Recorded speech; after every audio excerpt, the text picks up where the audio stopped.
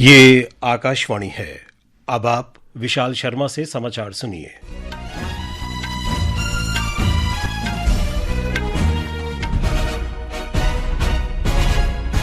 प्रधानमंत्री नरेंद्र मोदी ने त्रिनिदाद और टोबैगो की यात्रा के दौरान भारतीय मूल के नागरिकों के लिए overseas citizen of India card OCI card देने की घोषणा की है। श्री मोदी ने यूपीआई भुगतान प्रणाली अपनाने के लिए इस कैरेबियाई देश को बधाई दी।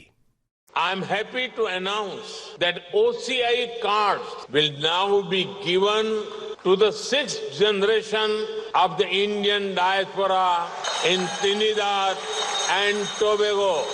You are not just connected by blood or surname. You are connected by belonging. India looks out you. India welcomes you and India embraces you. प्रधानमंत्री ने आज सुबह त्रिनिदाद और टोबैगो में भारतीय समुदाय को संबोधित करते हुए कहा कि भारत के यूनिफाइड पेमेंट इंटरफेस यूपीआई ने डिजिटल भुगतान में क्रांतिकारी बदलाव किया है। India's unified payments interface or UPI has revolutionized digital payments. Nearly 50% of the world's real-time digital transactions take place in India. I congratulate Trinidad and Tobago for being the first country in the region to adopt UPI. भारतीय समुदाय के लोगों को संबोधित करते हुए प्रधानमंत्री ने कहा कि त्रिनिदाद और टोबैगो में भारतीय समुदाय की यात्रा साहस से भरी है। प्रधानमंत्री ने भारतीय समुदाय को अपनी पैतृक भूमि का दौरा करने और भारत के साथ अपने संबंधों को गहरा करने के लिए प्रोत्साहित किया। प्रधानमंत्री कमला जी के पूर्वज बिहार के बक्सर में रहा करते थे। लोग इन्हें बिहार की बेटी मानते हैं। यहाँ उपस्थित अनेक लोगों के पूर्वज बिहार से ही आए हैं। बिहार की विरासत भारत के साथ ही दुनिया का भी गौरव है। प्रधानमंत्री के रूप में त्रिनिदाद और टोबैगो की ये उनकी पहली यात्रा है। प्रधानमंत्री 5 देशों की यात्रा के अगले चरण में आज अर्जेंटीना जा रहे हैं। श्री मोदी अर्जेंटीना के राष्ट्रपति जेवियर मिलेई के निमंत्रण पर 2 दिन की यात्रा पर वहां जा रहे हैं। भारत के किसी भी प्रधानमंत्री की 57 वर्ष बाद अर्जेंटीना की ये पहली यात्रा है।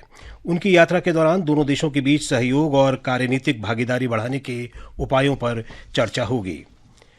कल से शुरू हुई 38 दिन की श्री अमरनाथ जी यात्रा सुचारू रूप से चल रही है। यात्रा कल दक्षिण कश्मीर के अनंतनाग जिले में पहलगाम और मध्य कश्मीर के गांदरबल जिले के बालतल से विधिवत शुरू हुई थी।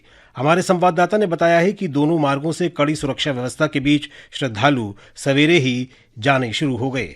आज सुबह पहलगाम मार्ग पर 3000 से अधिक भक्तों को चंदनवारी की ओर जाने की अनुमति दी गई। बालतल गांदरबल बेस कैंप से 7700 से अधिक तीर्थयात्रियों को पवित्र गुफा की ओर जाने की अनुमति दी गई। इस बीच 291 वाहनों में 6000 से अधिक तीर्थयात्रियों के एक नए जत्थे को आज सुबह जम्मू के भगवती नगर बेस कैंप से रवाना किया गया। ये यात्री आज शाम तक अपने अपने बेस कैंपों पर पहुंच जाएंगे। तारिक राठौर, आकाशवाणी समाचार, श्रीनगर। गृह मंत्री अमित शाह ने आज गुजरात, हिमाचल प्रदेश, राजस्थान, उत्तराखंड और छत्तीसगढ़ में अत्यधिक वर्षा की स्थिति होने के कारण इन राज्यों के मुख्यमंत्रियों से बात की। श्री शाह ने एक सोशल मीडिया पोस्ट में कहा कि राज्यों में पर्याप्त संख्या में राष्ट्रीय आपदा मोचन बल की टीमें तैनात की गई हैं और आवश्यकता पड़ने पर अतिरिक्त टीमें भेजी जाएंगी। हिमाचल प्रदेश में बीते 24 घंटों में कई स्थानों में बारिश की तीव्रता में थोड़ी कमी आई है। हालांकि मौसम विभाग ने राज्य के अधिकांश क्षेत्रों में 5 जुलाई से 8 जुलाई तक मूसलाधार वर्षा, आंधी और बिजली गिरने की चेतावनी जारी की है। इसे देखते हुए विभाग ने अगले 4 दिनों के लिए ऑरेंज अलर्ट जारी किया है।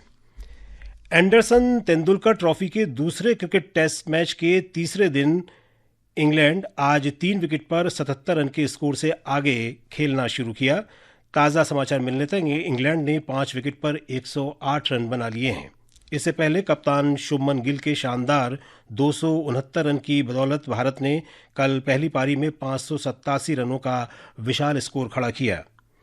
शुभमन ने इंग्लैंड में टेस्ट मैच में दोहरा शतक बनाने वाले पहले भारतीय और एशियाई कप्तान बनकर इतिहास रच दिया।